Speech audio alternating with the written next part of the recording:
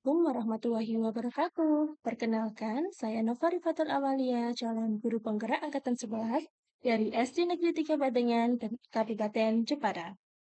Video kali ini berisi diseminasi pemahaman dan penerapan pengalaman budaya positif di lingkungan sekolah yang terjadi bersama Bapak Ibu Guru pada tanggal 22 Agustus 2024.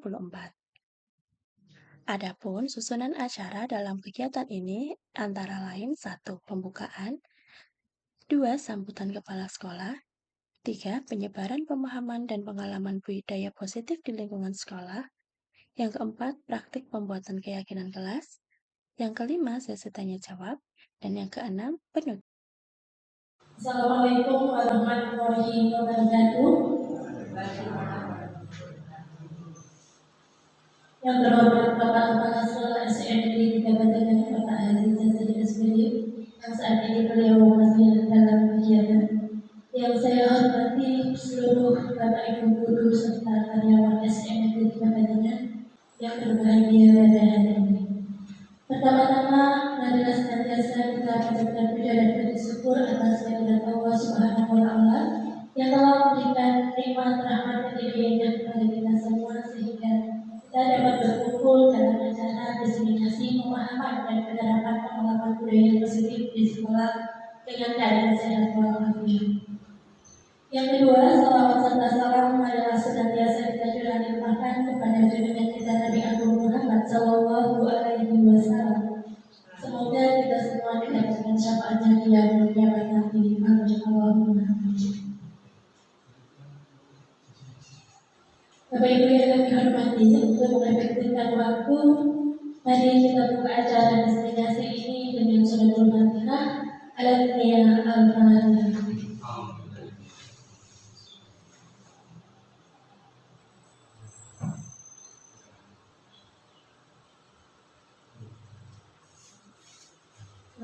Terima kasih. Untuk selanjutnya yaitu sambutan kepala sekolah yang akan dibacakan oleh Bapak Akto. Untuk Bapak Akto, kami persilakan.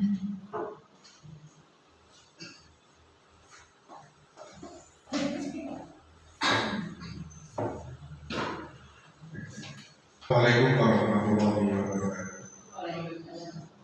Yang kami hormati Bapak dan Ibu Dewan Guru SD Negeri Badengan dan staf serta rekan-rekan semua yang berbahagia. Kalau untuk pembukaan bagaimana mengikuti dari penumpang yaitu mempersingkat waktu saja. Baik, di sini saya mewakili Bapak Kepala Sekolah mengucapkan terima kasih yang sebesar-besarnya kepada Bapak Ibu Guru yang telah bersedia untuk hadir di ruangan ini dalam kegiatan diseminasi pemahaman dan penerapan pengalaman budaya positif. Oke. Ini memang bukan yang pertama kali di sekolah kita dilaksanakan, jadi memang ini mungkin sudah yang ketiga. Nah, jadi semoga dengan kegiatan semacam ini sekolah kita bisa menjadi lebih baik dari sebelumnya. Oke. Jadi dari kegiatan-kegiatan yang sudah pernah kita laksanakan sebelumnya, mungkin nanti akan lebih disempurnakan lagi oleh Bu Nova sebagai seorang yang sedang menjalani pendidikan guru penggerak angkatan 11. Jadi memang kegiatan ini sangat bermanfaat sekali ya, yang sudah banyak yang sudah kita laksanakan. Jadi untuk berikutnya semoga sekolah kita bisa menerapkan budaya-budaya positif ya, yang baik yang bisa dilaksanakan oleh guru, siswa maupun segenap warga sekolah ya, demi tercapainya visi dan juga tujuan dari sekolah kita. Oke, Bapak Ibu. Jadi sekali lagi mari kita ikuti diseminasi tentang budaya positif ini dengan penuh antusias, dengan penuh semangat. Kalau perlu nanti kita adakan diskusi sehingga kegiatan kita pada siang hari ini lebih bermakna dan bisa memberikan manfaat serta pelajaran berharga bagi kita semua. Saya kira cukup sekian sambungan dari kami. Apabila ada kata yang mungkin kurang benar dari Ibu, kami mohon maaf. Terima kasih. Assalamualaikum warahmatullahi wabarakatuh. Waalaikumsalam warahmatullahi wabarakatuh.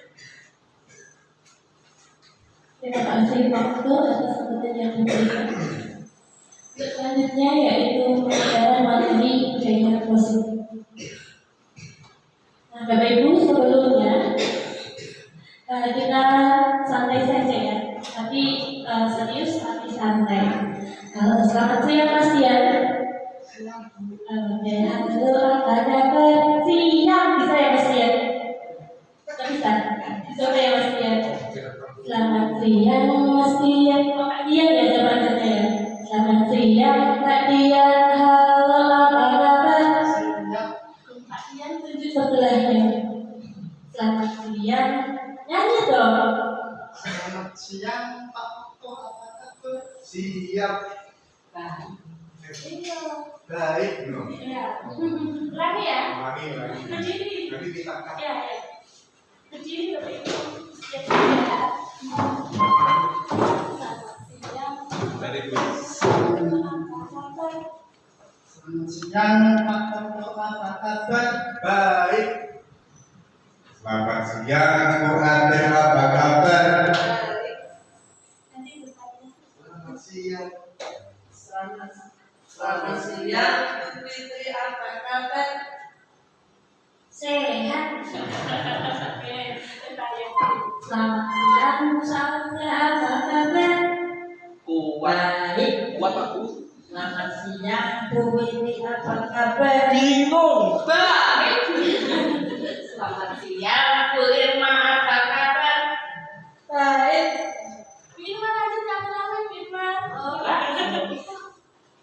Selamat siang, Pak Anam, apa kabar? Kuat.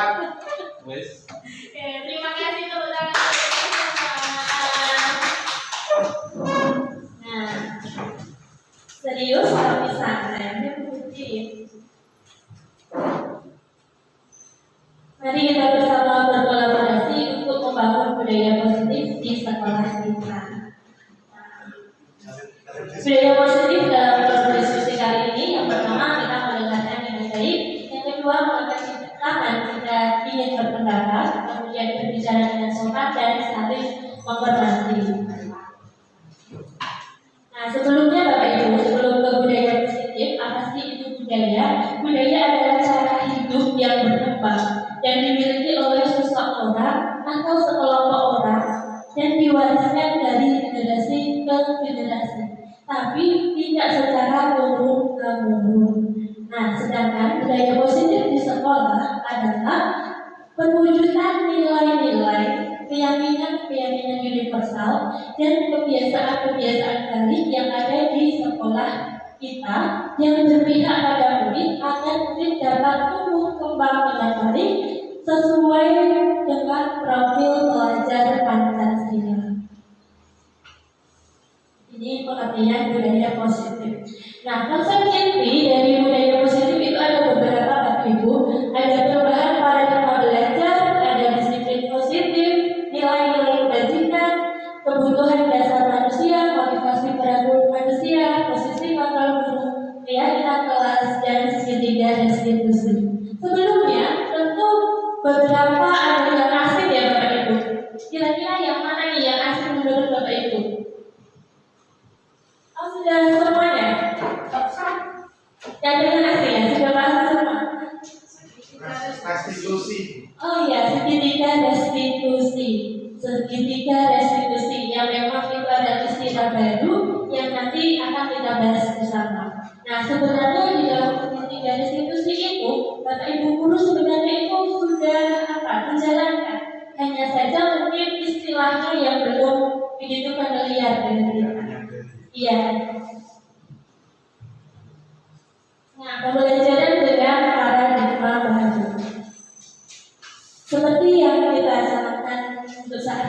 tidak belajar ya Bapak Ibu, tentu berbeda dengan kurikulum sebelumnya. Maka pembelajaran dengan paradigma baru merupakan pembelajaran yang dirancang dengan menggunakan prinsip berdiferensiasi, sehingga peserta didik belajar sesuai kebutuhannya berdasarkan tahap perkembangan sesuai teori psikologi modern untuk mewujudkan profil karakter Pancasila.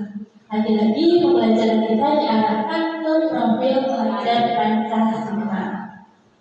Nah, ini Bapak Ibu, kita coba kegiatan dengan cobalah buka.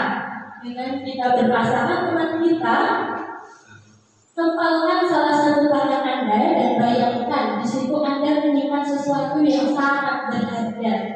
Anda perlu menjaga benda itu agar tidak diambil oleh teman kita. Seperti itu ya Bapak Ibu. Bayangkan seseorang ada yang mencoba membuka. Nah, saya ada ini untuk sesuatu yang berharganya. Kita coba ya. Ya, saudara. Mau yang pegang siapa Pak? Berarti mau pegang. Berarti yang beli itu.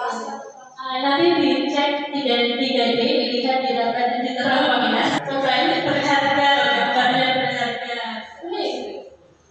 Coba dengan pasangannya. Ya. Nah, sekarang coba dipegang.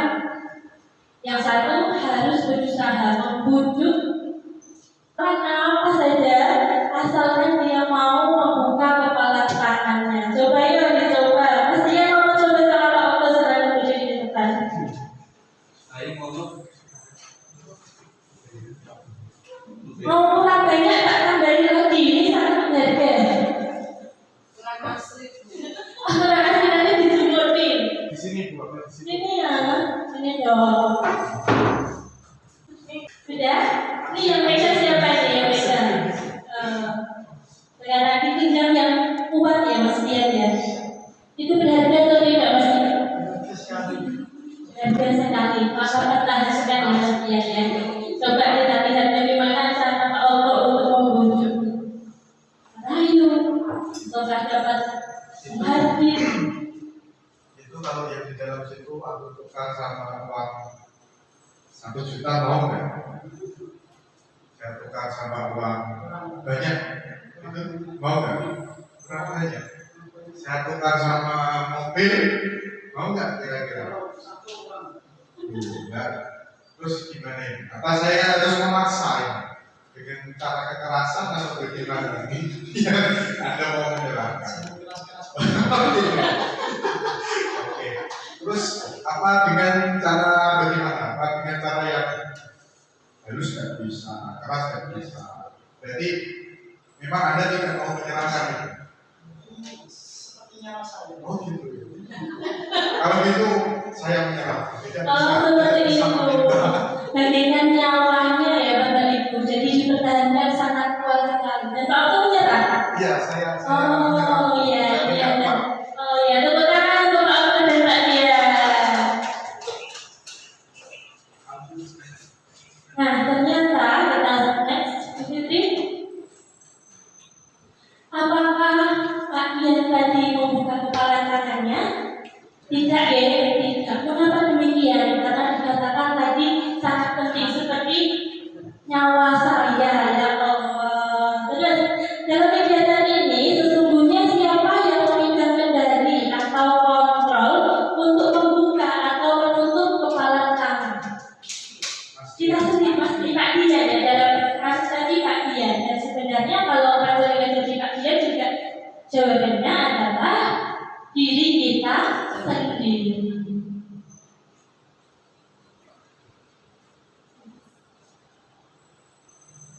Nah, sebenarnya beberapa miskonsepsi tentang teori kontrol. Ilustrasi tentang guru mengontrol murid. Seperti tadi Pak Okto itu sebenarnya mencoba untuk mengontrol Mas dengan memberikan rujukan, rayuan, bahkan sampai jalan kekerasan seperti itu. Tapi pada akhirnya yang berhak untuk mengontrol diri kita sendiri adalah kita sendiri. Seperti itu ya Bapak Ibu. Kita next. Nah di sini ada ilusi. Pada dasarnya kita tidak dapat memaksa murid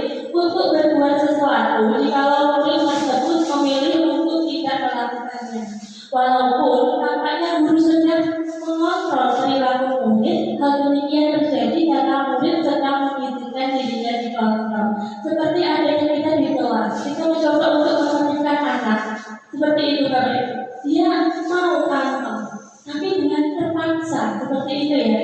Dia mengizinkan dirinya untuk dikontrol. Kita coba seandainya nanti bukan kita atau guru lain yang masuk, apakah dia tetap mau untuk anteng di kelasnya kan seperti itu. Yang kedua, ilusi bahwa semua penguatan positif atau tujuan adalah untuk bentuk kontrol. Nah, dalam jangka waktu tertentu, kemungkinan murid tersebut menyadari dan mencoba untuk menolak rujukan kita, atau bisa jadi murid tersebut menjadi tergantung pada sang guru untuk berusaha. Seperti tadi yang saya katakan, misalkan kita kasih kamu diam ya, nanti dikasih hadiah bintang sama guru. Begitu mungkin dia masuk ke kelas, ya kan? Karena dia sudah tergantung sama guru. Biasanya kalau anak dikasih bintang, kalau kenapa? Pilihan berpikir karena tidak tahu dia tidak bawa bintang, maka anak itu akan ramai, tidak bisa dikondisikan seperti biasanya. Ini. Kemudian yang ketiga, Bapak Ibu, ilusi bahwa kritik dan membuat rasa bersalah mampu untuk menguatkan karakter. Nah, bagaimana mungkin menggunakan kritik dan rasa bersalah untuk mengontrol murid menuju pada identitas gagal. Mereka belajar untuk merasa buruk tentang diri mereka. Mereka mengembangkan dialog diri yang negatif. Nah, ini tuh sengaja Bapak Ibu. Jadi guru itu sengaja menjatuhkan mental sang anak. Seakan-akan itu anak merasa bersalah, merasa dirinya paling buruk gitu, sehingga dia itu takut untuk mulai melakukan hal itu.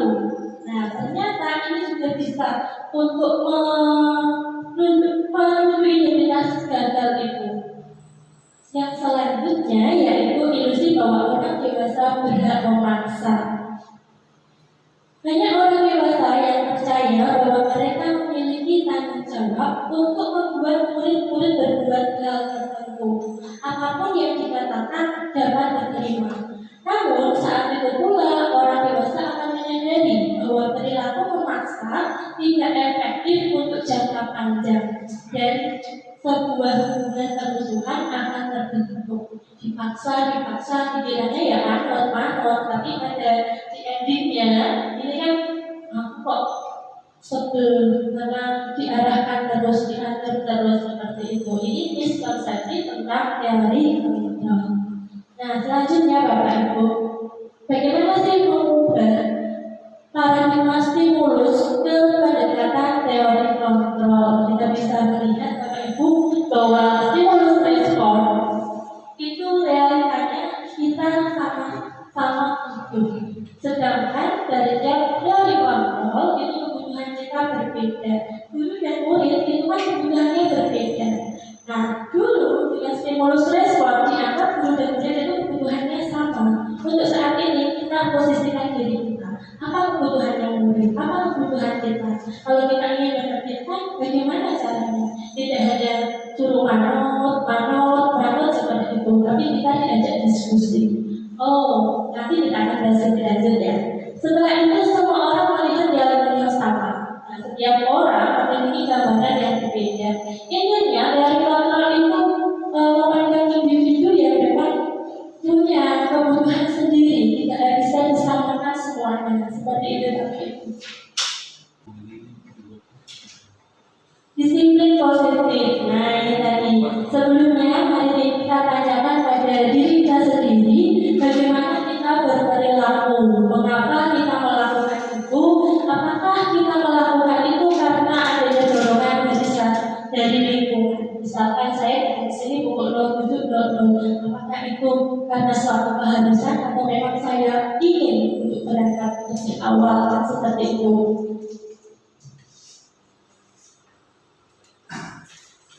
Ketika kita mendengar kata disiplin Bapak Ibu, apa yang terbenak di benak Bapak Ibu?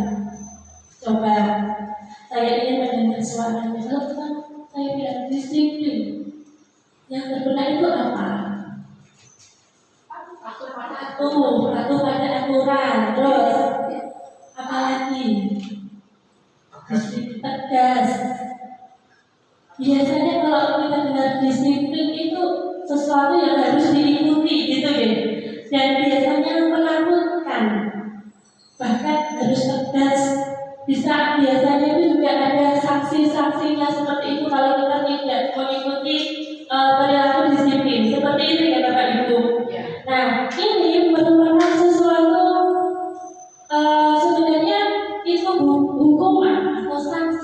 pelanggaran disiplin itu cara yang terakhir harus dilakukan, karena disiplin sebenarnya itu bukan sesuatu yang menakutkan. Seperti yang disampaikan Hajar Dewantoro, bahwa untuk menciptakan murid yang merdeka, syarat utamanya adalah harus ada disiplin yang kuat. Disiplin yang seperti apa? Disiplin yang dimaksud adalah disiplin diri yang memiliki motivasi internal. Apabila Bapak Ibu kita disiplin itu karena rasa takut, berarti disiplin kita bukan disiplin diri yang dari internal tapi eksternal. Kita melakukan sesuatu itu karena ada imbalannya, misalkan karena ada hubungannya, itu adalah motivasi eksternal, bukan motivasi internal. Jika kita tidak memiliki motivasi internal, maka kita memerlukan pihak lain untuk mendisiplinkan kita, atau motivasi eksternal karena berasal dari luar, bukan berasal dari diri kita. Sebagai pendidik, tujuan kita adalah menciptakan anak-anak yang memiliki disiplin diri sehingga mereka itu bisa berperilaku dan mengacu pada nilai kebajikan universal dan memiliki motivasi intrinsik, bukan ekstrinsik. Jadi harapannya anak itu mau sopan, mau anteng di dalam kelas itu karena mereka merasa butuh, karena keinginan mereka sendiri, bukan karena nanti kamu harus diam di kelas, nanti kalau tidak diam berapa marah, atau kamu nanti dihukum loh, dicewek seperti itu dihindari, bahkan dihentikan atau ditinggalkan. Seperti itu ya Bapak Ibu. Selanjutnya, tujuan disiplin positif adalah menanamkan motivasi pada anak untuk menjadi orang yang mereka inginkan dengan menghargai nilai-nilai yang mereka percaya. Ketika murid kita memiliki motivasi, mereka telah memiliki motivasi intrinsik yang berdampak jangka panjang, yakni motivasi yang tidak berpengaruh dengan adanya hubungan atau hadiah, seperti yang saya sampaikan tadi ya. Selanjutnya, nilai-nilai kebajikan tadi disampaikan percaya dengan nilai-nilai kebajikan yang mereka percaya. Apa sih sebenarnya nilai-nilai kebajikan itu? Ini ya Bapak Ibu, nilai kebajikan itu nilai yang disepakati bersama, lepas dari suku, agama, bahasa maupun latar belakangnya. Nah, di dalam dunia pendidikan yang saat ini sedang kita gencar-gencarkan, nilai kebajikan kita adalah profil pelajar Pancasila. Ada 6 dimensi, yaitu beriman dan bertakwa kepada Tuhan dan berakhlak mulia, berkebinekaan global, gotong royong, mandiri, kreatif, dan bernalar kritis. Hampir setiap hari kita lantunkan dengan lagu-lagu. Nah, di sini adalah nilai-nilai kebajikan yang harus diterapkan seorang pendidik. Bagaimana kita menerapkannya? Beriman dan bertakwa. Beriman dan bertakwa, anak apakah harus rajin sholat? Tidak hanya seperti itu. Di setiap pagi kita sambut, kita bertemu sapa, salim. Nah, itu juga sudah termasuk beriman dan bertakwa pada Tuhan dan berakhlak mulia. Berkebinekaan global. Bagaimana cara kita mengajari berkebinekaan global? Dengan tolong menolong, menghargai sesama. Seperti itu ya Bapak Ibu. Tentunya kita sudah mengarah pada nilai-nilai profil pelajar Pancasila.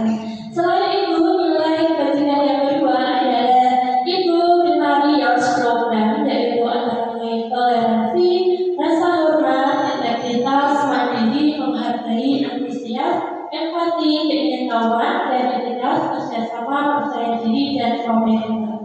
Kemudian keterampilan hidup, nah ini yang juga perlu kita ajarkan, yaitu dapat dipercaya, tulus hati, pendengar yang aktif, tidak merendahkan orang lain, dan memberikan yang terbaik dari diri. Ini beberapa contoh nilai kebajikan yang ada di Indonesia. Selanjutnya Bapak Ibu, motivasi perilaku manusia. Ketika kita sudah tahu tentang nilai-nilai kebajikan, maka apa sih kenapa seseorang itu mau melakukan? Maka motivasinya terbagi menjadi 3. Kenapa seseorang itu mau melakukan? Yang pertama, untuk menghindari daripada aku dihukum, mending aku melakukan seperti itu. Yang kedua, untuk mendapatkan timbalan atau penghargaan dari orang lain. Tadi yang saya contohkan, kalau kamu mendengarkan, kamu dapat bintang dari Bunda, itu salah satunya. Kemudian yang ketiga adalah untuk menjadi orang yang mereka inginkan dengan menghargai diri sendiri dengan nilai-nilai yang mereka percaya.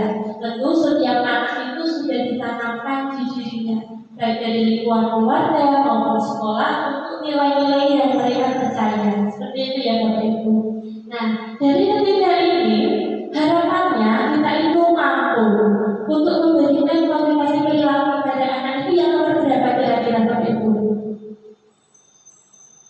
Yang ketiga ya Bu Fitri, iya, agar dia itu menjadi orang yang mereka inginkan, yang menghargai diri sendiri serta nilai-nilai yang mereka percaya. Nah, yang ketiga itu benar. Yang ketiga adalah motivasi intrinsik yang memang sangat diperlukan bagi seorang murid. Nah, untuk yang dua, untuk menghindari itu kan pasti dari luar ya, dia melakukan karena pasti ada paksaan atau imbalannya. Ini termasuk motivasi ekstrinsik. Nah, ini ada studi kasus, mari kita analisis bersama ya Bapak Ibu. Nah, IPA kurang menguasai pelajaran matematika, sehingga pada saat pelajaran tersebut berlangsung, dia lebih banyak berdiam atau menggambar di buku. Pada saat guru matematikanya, namanya Pak Seno, menanyakan pertanyaan, IPA menjadi buku dan tak sengaja menjadikan tasnya dari kursi, serta tiba-tiba menjadi gagap pada saat berupaya menjawab. Sepertinya kalau saya mengalami hal serupa juga seperti itu. Seorang ngerti, malah tiba-tiba terkapani, bermaju sisa. Seperti itu ya Bapak Ibu. Nah, Pak Seno saat itu membiarkan teman-teman IPA menertawakannya yang tergagap dan malu luar biasa. Dan malahan minta IPA untuk maju ke depan. Gurunya itu ya kok tega-teganya dan berdiri di depan kelas sambil menunduk hidungnya karena tidak bisa menjawab pertanyaan Pak Seno. Kelas semakin gaduh dan anak-anak pun tertawa melihat IPA di depan kelas menegak hidungnya. Kita analisisnya, apakah Bapak Ibu setuju dengan tindakan Pak Seno terhadap IPA? Setuju boten? Saya kurang setuju dengan tindakan Pak Seno karena hal tersebut bisa menimbulkan semacam trauma ya, karena dia membiarkan siswa lain untuk menertawakannya. Jadi semacam mempermalukan anak di depan teman-temannya itu malah justru lebih sakit daripada malahnya di keras gitu ya, karena itu akan teringat. Bahkan mungkin sampai dewasa pun anak tersebut mungkin akan teringat dengan kejadian yang membuat dia itu sangat malu seperti itu. Iya, terima kasih Pak Okto. Kita sependapat dengan Pak Okto atau ada jawaban lain Bapak Ibu? Pendapat ya, yang memang benar yang dikatakan Pak Okto, dengan kita memberikan identitas gagal pada anak itu, anak akan mengalami trauma yang sangat berat hingga akhirnya nanti itu membekas di dirinya sampai dia dewasa. Seperti itu ya Bapak Ibu. Nah, menurut Bapak Ibu, tindakan Pak Seno terhadap IPA adalah sebuah hukuman atau konsekuensi? Monggo.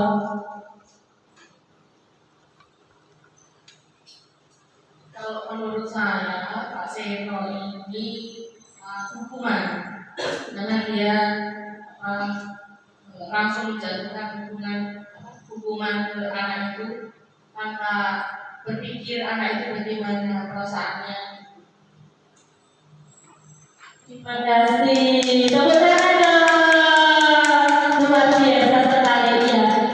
Pak Seno itu tiba-tiba langsung tanpa berpikir memberikan ya. Ini adalah perbedaan hukuman, konsekuensi, dan restitusi yang panjenengan tadi sampaikan masing-masing dengan istilah restitusi. Hukuman seperti yang dikatakan Bu Wiwi tadi bahwa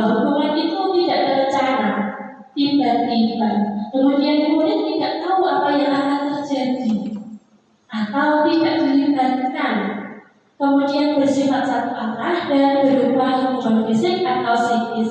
Sampai kata Otto mentalnya ya. Ini berarti hubungan psikis seperti itu.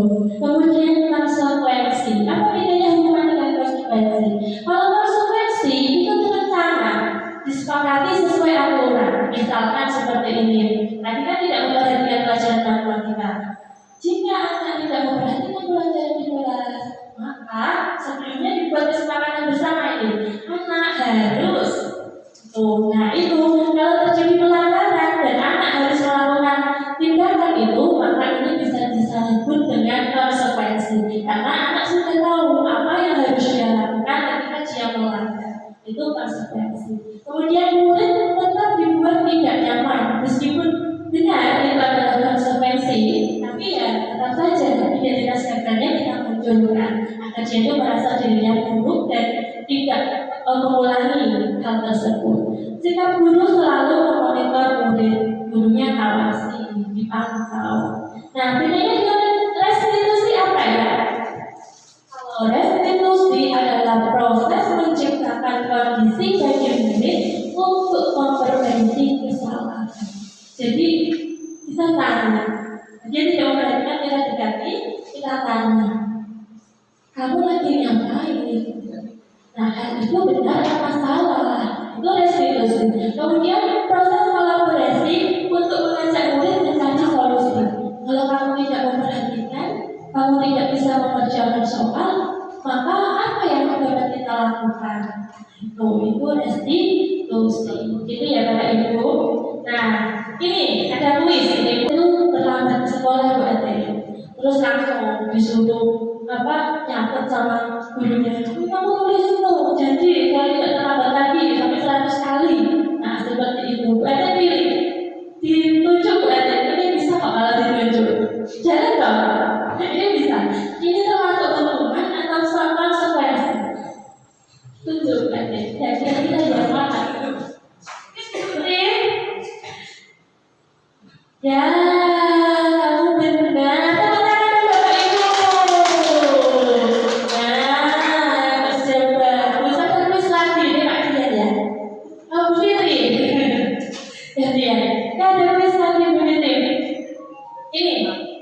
Berdiri di depan kelas sambil mengangkat satu kaki karena tidak bisa menjawab pertanyaan. Tiba-tiba gurunya itu juga kayak gitu. Ayo, karena tidak bisa jawab, berdiri di depan kelas. Kita cek ya. Apa konsekuensi apa hukuman? Sama-sama yuk. Iya.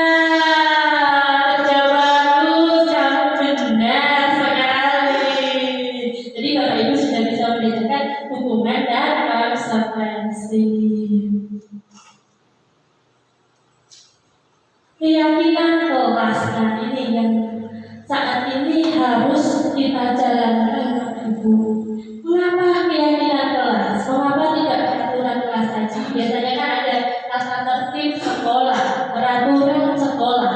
Nah ternyata hal semacam itu sudah tidak relevan dengan teori kontrol kita. Maka kita buat dengan keyakinan kelas. Keyakinan kelas, mengapa kita memiliki peraturan nih? Ilusi ya Bapak Ibu. Mengapa kita memiliki peraturan tentang penggunaan helm pada saat mengendarai kendaraan bermotor? Kenapa kalau naik kendaraan bermotor itu harus pakai helm berdiri? Keselamatan.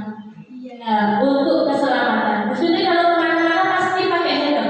Iya, tanpa disuruh pun kita pasti pakai helm. Karena takut entah itu ada debu atau rambutnya berkibar-kibar seperti itu ya. Itu untuk keselamatan. Itu kita sendiri yang menyatakan seperti itu. Itu kebutuhan kita, motivasi dalam hidup kita. Karena keselamatan, keyakinan kita.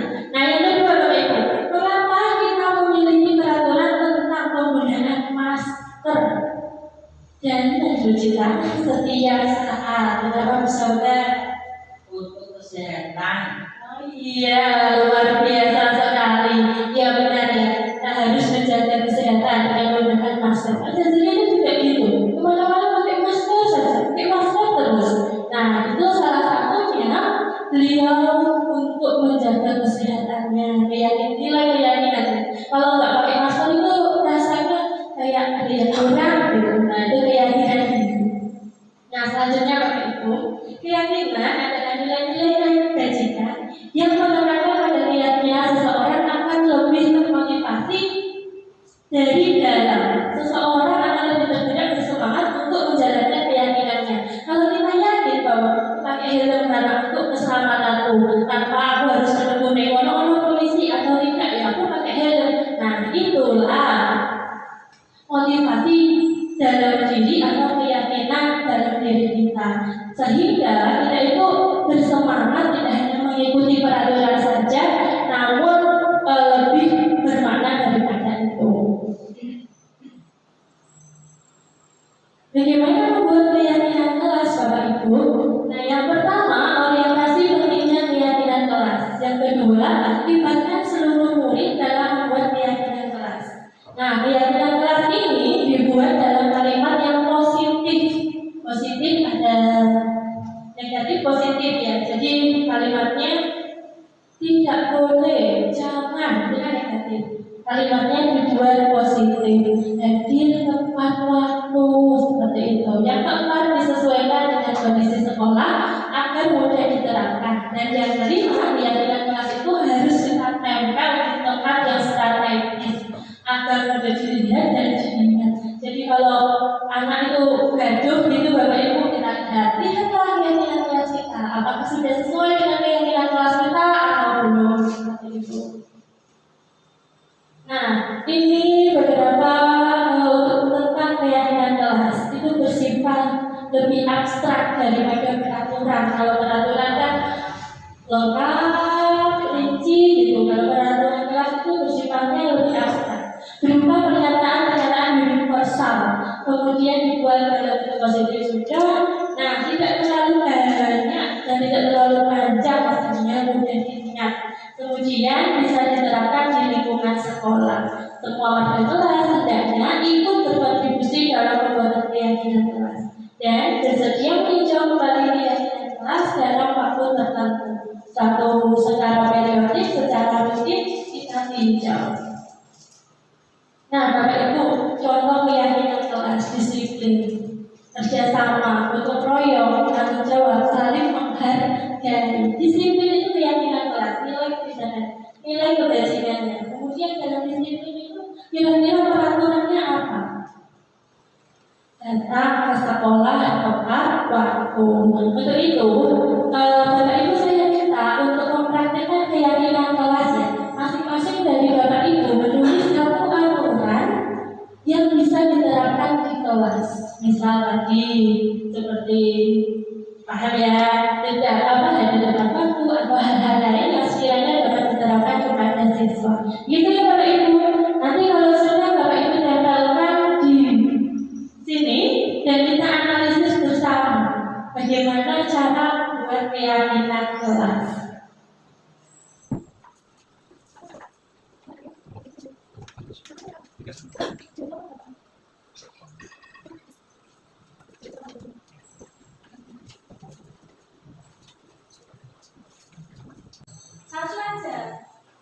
Satu aja peraturan atau nanti kita buat dari peraturan kelas kita buat jadi keyakinan kelas.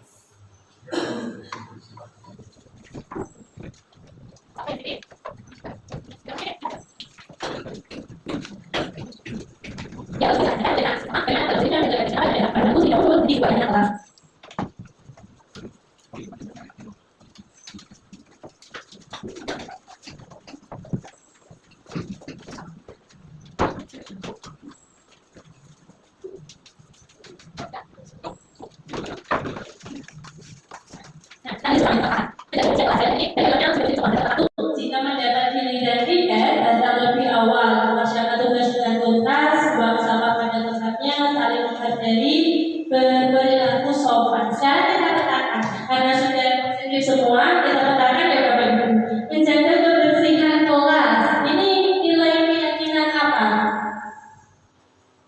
Menjaga kebersihan kelas. Tanggung jawab kerjasama. Tanggung jawab bisa menjaga kebersihan. Apa tadi? Kerjasama. Oh kerjasama. Oh ya bisa. Karena kita sama-sama. Intinya di dalam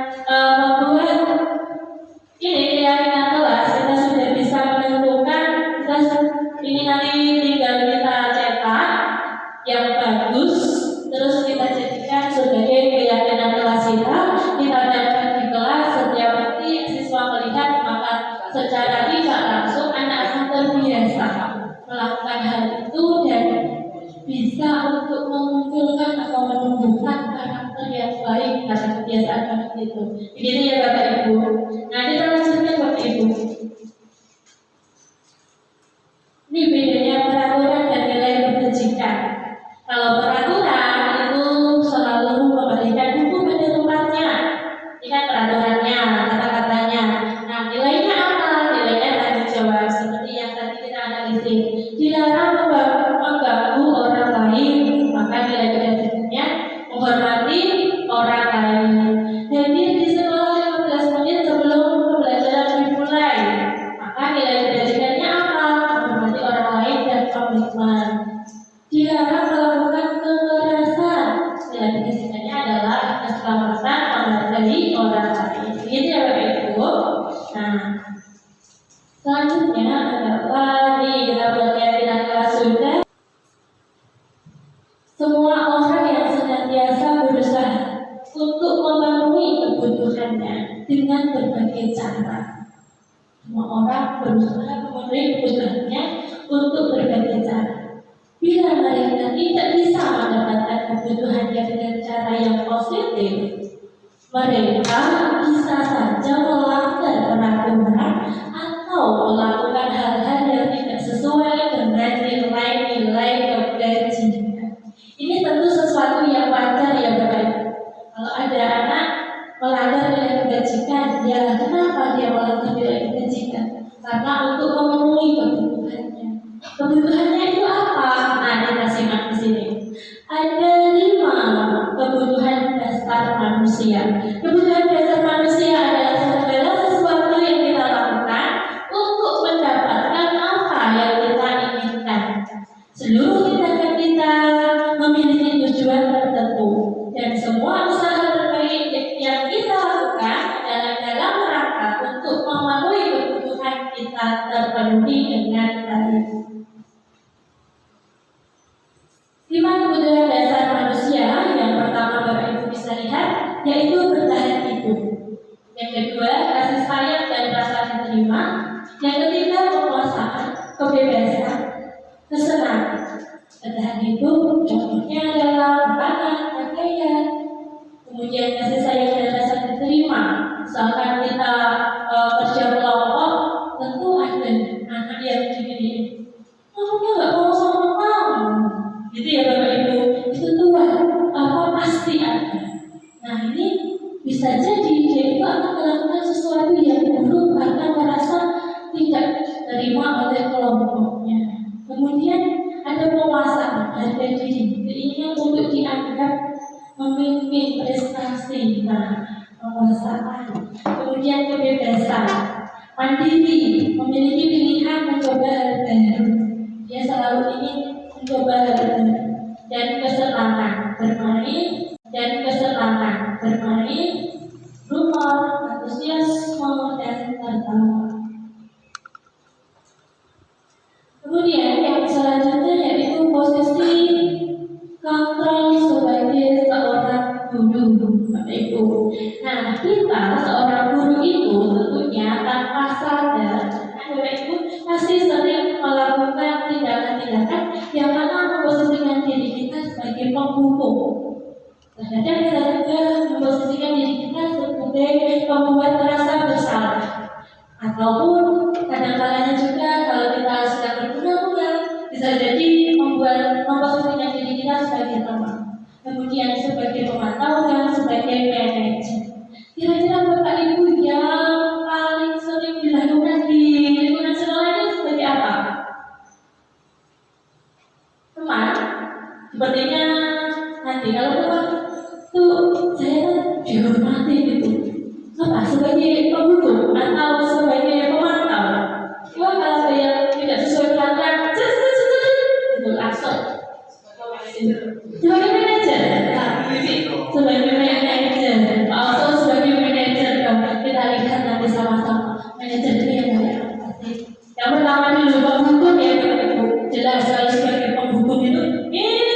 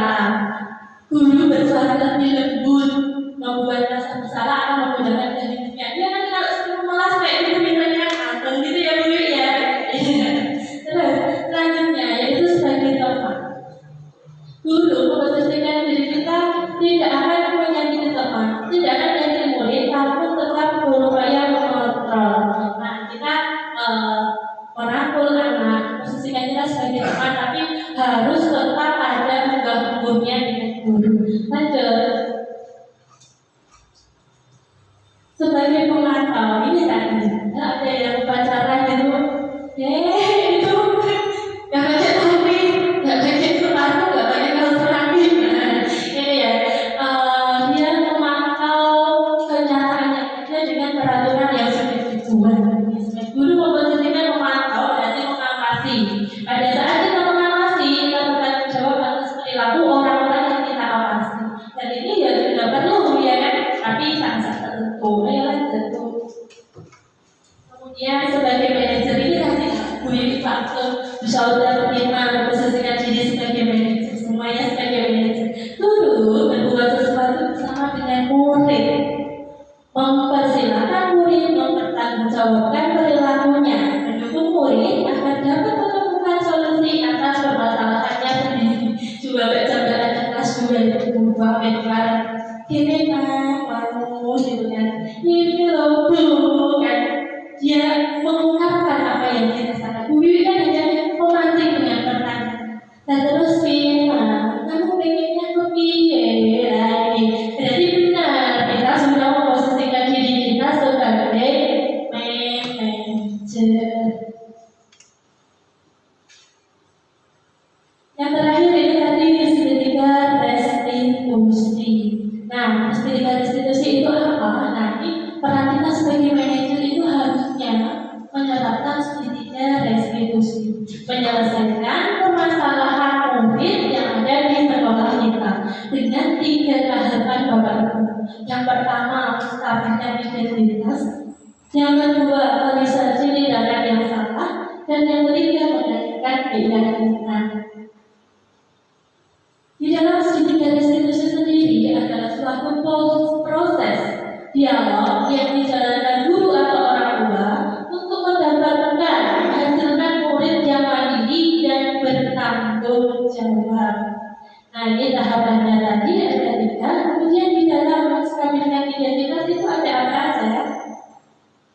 Ini menstabilkan identitas. Tadi kan identitas gagal ya. Dia berbuat salah, kan seperti itu. Identitas gagal menjadi identitas sukses.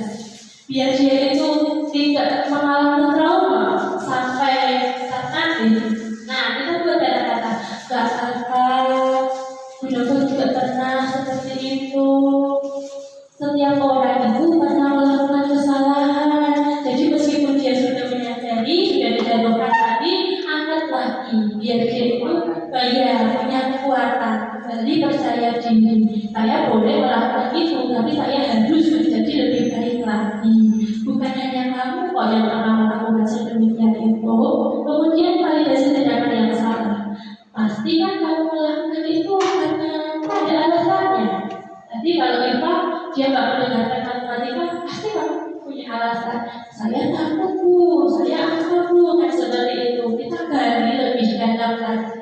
Ini salah satu segitiga restitusi. Kemudian ada nggak sih cara yang lebih efektif supaya kamu itu kebutuhanmu itu tuh bisa terpenuhi? Kita sama-sama berdiskusi, berdialog dengan siswa kita untuk mendapatkan apa yang dicari seperti itu. Dan yang ketiga itu keyakinan. Nah, perbuatan kamu ini sesuai nggak sih dengan keyakinan kelas kita? Nah, seperti itu. Tentunya dia akan menjawab tidak. Nah, apa kamu ingin menjadi orang yang seperti apa? Nanti kita munculkan kembali.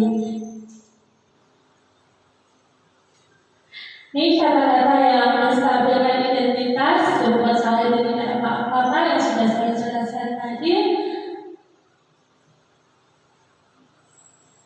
Kemudian validasi tindakan yang salah, padahal kamu bisa melakukan yang lebih buruk ya, gitu ya. Kalau ada yang berantem sama temannya itu kan, oh iya, padahal bisa saja ya kamu pukul anak itu sampai dia pingsan, tapi kan kamu tidak melakukannya. Itu validasi tindakan yang salah. Kita angkat untuk menumbuhkan identitas sukses.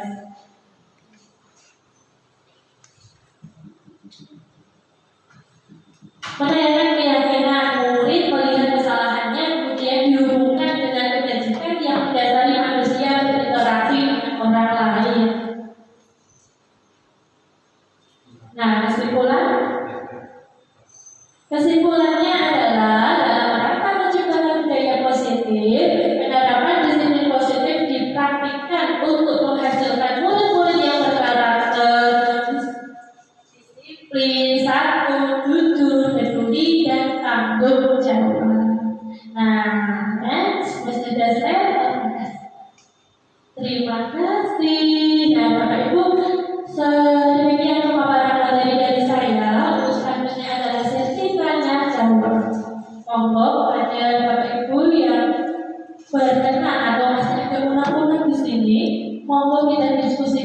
bersama agar sekolah kita ini benar-benar bisa untuk menumbuhkan budaya positif yang lain. Seperti itu ya Bapak Ibu. Silakan masih ada waktu, kita buka sesi tanya jawab. Ya, oke, sini masuk.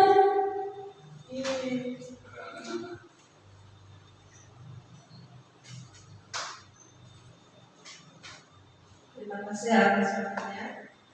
Saya akan tanya bagaimana cara yang paling tepat untuk mengimplementasikan budaya positif yang berpihak pada murid. Terima kasih Bu Eni. Bagaimana cara yang paling tepat untuk mengimplementasikan budaya positif yang ada pada murid? Nah, karena ini sesi diskusi, jawaban tidak hanya dari materi bisa dijawab oleh Bapak Ibu guru yang lain.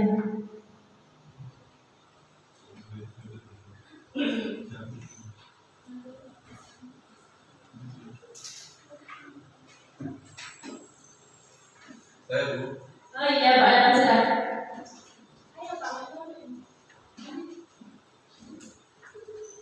Terima kasih atas waktu yang diberikan kepada Bapak. Di sini saya akan membantu karena ini bersifat diskusi. Kalau tadi kan mengimplementasikan, itu memberikan contoh ya kan. Kalau menurut saya Bu Adem, mungkin kalau itu salah, ya kan nanti bisa ditambahi sama yang berkompeten Bu Bapak selaku IB di sini. Kalau saya untuk mengimplementasikan itu adalah kita melaksanakan kebiasaan-kebiasaan yang sedang kita lakukan. Itu dimulai dari pagi kita ada kebiasaan apa yang sedang kita lakukan. Dan dari kebiasaan itu nanti itu bisa mewujudkan anak untuk berbudaya positif. Intinya di situ. Intinya apa? Intinya kebiasaan itu penting untuk kita. Karena apa? Karena itu melatih karakteristik anak untuk berbudaya positif. Itu berupa yang saya sampaikan. Terima kasih Pak Anam, luar biasa sekali ya. Bagaimana kita mengimplementasikan budaya positif? Ya, salah satunya melalui yang disampaikan Pak Anam adalah pembiasaan. Benar sekali. Dengan kebiasaan yang dilakukan secara berulang-ulang. Seperti yang sudah kita terapkan di sekolah kita, program 5S ya Pak Anam. Nah, itu akan menumbuhkan budaya positif di sekolah. Dan akan sangat luar biasa sekali kalau program ini dikolaborasikan dengan wali murid. Dalam artian kebiasaan ini tidak hanya terjadi di sekolah, tetapi juga terjadi di rumah atau bahkan di lingkungan masyarakat. Seperti itu. Kemudian selain kebiasaan itu, kita juga kebiasaan 5S. Nah, yang mana kita bisa menerapkan keyakinan kelas. Apabila keyakinan kelas ini terpenuhi, juga akan sangat luar biasa sekali bahwa anak akan menumbuhkan budaya positif tidak hanya anak saja, tetapi guru-guru pun sama. Seperti itu ya Pak Aden. Bisa diterima? Terima kasih. Yang lain Bapak Ibu silakan. Saya Bu.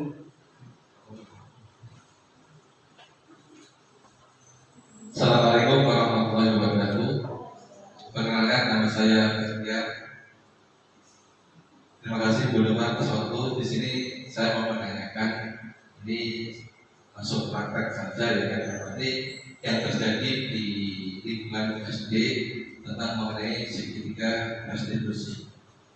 Tadi Pak Otto dan Pak Dian sudah mempraktekkan ketika Bu Nova selaku IB di sini dan selaku guru yang ada di sini ketika menghadapi murid seperti Pak Dian.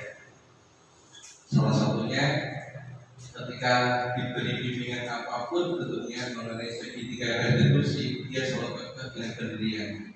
Seakan-akan apapun bentuknya yang ada di pembelajaran restitusi kita berikan kepada beliau anak tersebut yang namanya Dian tadi, dia tetap kekeh. Nah, cara Nova untuk menghadapi anak seperti itu bagaimana? Terima kasih Bu. Mungkin nanti jadi lanjut dari Terima kasih Pak Anwar. Nah, bagaimana untuk mengatasi anak yang meskipun sudah direstitusi gitu ya Pak Anwar, tapi dia itu tetap kekeh dengan pendiriannya. Jadi nilai-nilai kepercayaan dalam dirinya itu sangat kuat. Nah, tergantung nilainya positif atau negatif kan seperti itu. Monggo Mas Pak Dian untuk bisa memberikan komentar. Ya, saya bantu ya Pak Dian.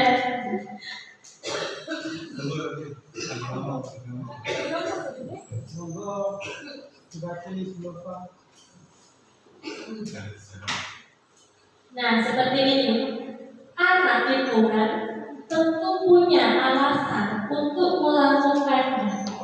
Ya, untuk melakukan tindakan itu kan anak tentu punya alasan.